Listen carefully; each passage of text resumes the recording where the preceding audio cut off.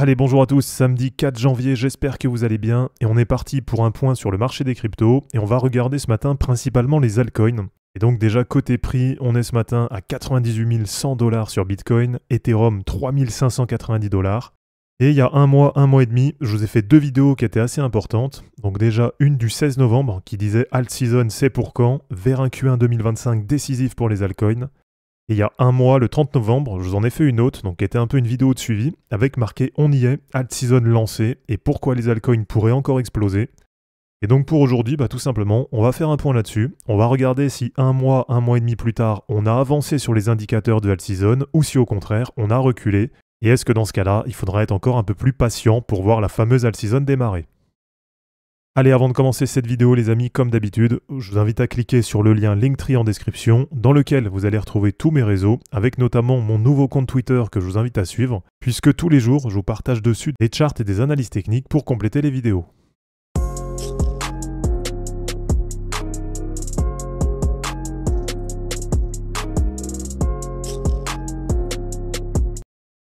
Alors déjà, on va se faire un point rapidement sur Bitcoin pour voir un petit peu ce que ça donne là sur la semaine. Donc on l'avait vu, on avait corrigé, et on était venu chercher à peu près sur les niveaux que j'avais donnés. Donc avec deux gros niveaux de repli qu'on attendait. Le premier qui était autour de 93 300. On voit que c'est un niveau qui a bien été pris sur la semaine dernière, et qui a même été retesté là en début de semaine.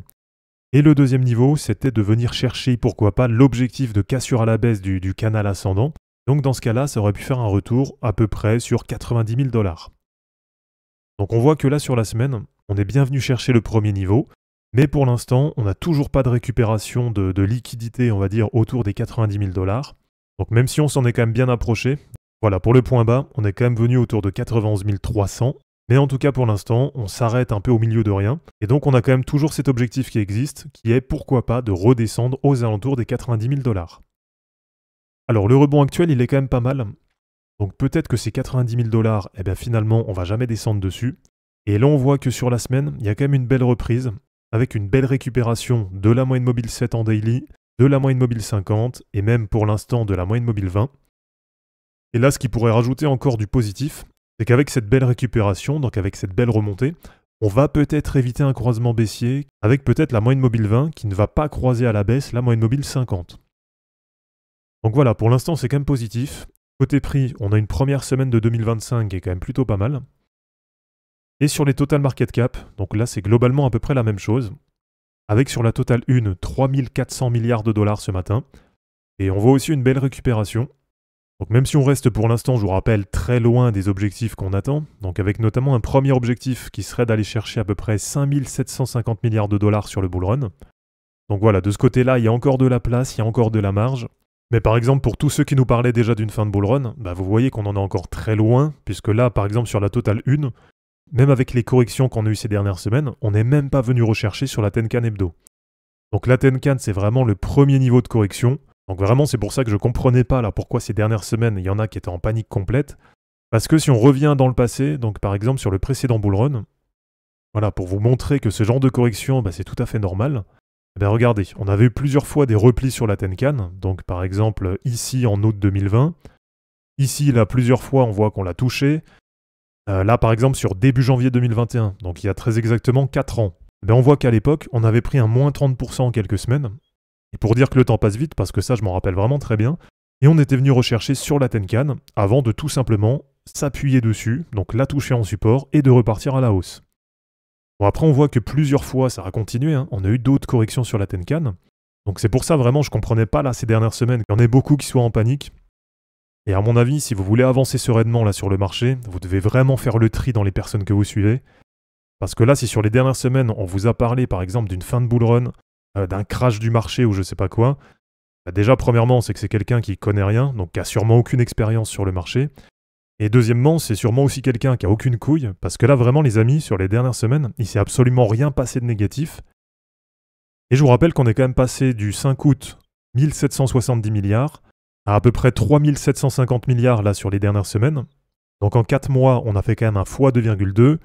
Donc voilà, rien que pour ça, derrière, c'est totalement normal de redescendre un peu. Et comme je vous dis, même si on était revenu à 90 000 sur Bitcoin, ou voire même encore un peu en dessous, 87 000, 83 000, Et bien vraiment pour l'instant, ça reste extrêmement positif, ça reste en dynamique haussière, et il n'y a vraiment rien d'anormal sur le marché. Alors sur la Total 3, c'est un petit peu pareil, sauf que là ce qui est positif, c'est que c'est légèrement en avance par rapport à la Total 1. Donc on voit bien que la reprise là sur les altcoins, elle se fait quand même de façon un peu plus franche, avec la récupération quand même des 1000 milliards de dollars, donc ça déjà c'est pas rien. Et si je vous mets par exemple les bandes de Bollinger, voilà, indicateur que je vous montre pas non plus tous les 2 jours, mais qui est quand même assez intéressant, qui est assez pertinent sur de l'hebdo, et bien c'est pareil, on voit que pour l'instant tout est positif, on a la bande haute qui continue à monter, d'accord, on voit qu'on n'est pas du tout dans le genre de configuration qu'on avait par exemple ici au mois de mars, donc où on avait là une bande haute qui était complètement plate et qui commençait à se refermer, et où on avait aussi une bande moyenne, on le voit bien, qui était beaucoup plus plate par exemple que ce qu'on a actuellement. Donc là vraiment j'insiste là-dessus, mais là pour l'instant il y a vraiment tous les signaux qui sont positifs, et on voit qu'on a le champ libre sur la plupart des indicateurs, et que normalement pour les prochaines semaines, sauf gros imprévus qui viennent perturber le marché, mais là normalement il n'y a pas du tout de raison de remettre en cause la dynamique des derniers mois.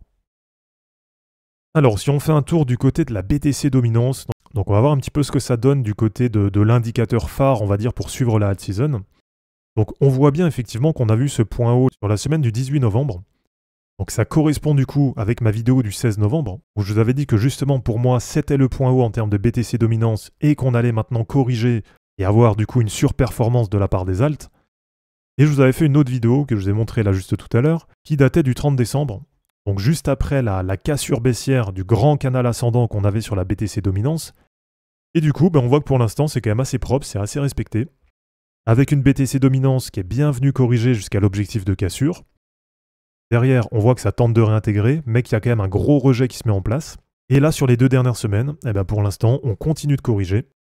Et donc tout simplement, l'objectif, les amis, ça va être de continuer de corriger sur la BTC dominance. Et donc pour tous ceux qui disent qu'il n'y a pas du tout de alt season, moi je vous confirme bien que la alt season, elle a commencé la semaine du 18 novembre. Donc je vous donne les prochains objectifs que j'ai dessus. Et ceux-là, ça fait un moment que je vous les donne. Donc le premier, ça va être un retour à peu près vers 51%. D'accord, donc là ça permettrait déjà d'avoir une alt season qui serait plutôt sympa. Et le deuxième objectif, donc ce que je vais viser comme objectif, en tout cas je l'espère, définitif sur le bull run, ça va être de descendre autour des 43% sur la BTC dominance, même si attention, il y a quand même les ETF qui viennent redispatcher un peu tout ça. Et je pense que sur le cycle, on trouvera un point bas dans cette zone, donc entre 51 et 43%, même si à mon avis ce sera beaucoup plus proche de 43% que de 51%. Et allez, pour terminer, je vais vous montrer aussi la Bitcoin dominance plus Ethereum dominance. On voit que la configuration, c'est à peu près la même, avec un double top quasiment à 75%. Et on voit que le deuxième top, il s'est fait sur la semaine du 11 novembre. Et donc derrière, la config, c'est quasiment la même. Et donc on est pour l'instant à 69,74% sur la Bitcoin dominance plus Ethereum dominance. Donc en gros, ça veut dire que sur la Total 3, on est à peu près à 30,25% de dominance. Et l'objectif, ça va être de descendre dans un premier temps autour des 65%, dans un deuxième temps de descendre autour de 62%, et ensuite, pourquoi pas en point bas sur le cycle, de venir viser dans cette zone entre 60% et 58% de dominance. Donc voilà, je vous confirme bien que pour moi, la alt season, elle est bien lancée, et je vous confirme aussi que je pense que ce premier trimestre 2025, ça va être le trimestre le plus explosif sur le marché, et on voit que cette prévision, finalement, elle colle plutôt bien au réel, avec quelques semaines d'avance. Et je vous rappelle donc mon objectif qui est de venir chercher à peu près 175 000 $ sur Bitcoin sur une période qui va être à peu près entre fin mars 2025 et fin mai 2025. Donc voilà les amis, c'est terminé pour cette vidéo d'analyse technique sur les cryptos. J'espère en tout cas que ça vous aura plu. N'hésitez pas à aimer cette vidéo, à la commenter et à vous abonner pour en suivre d'autres.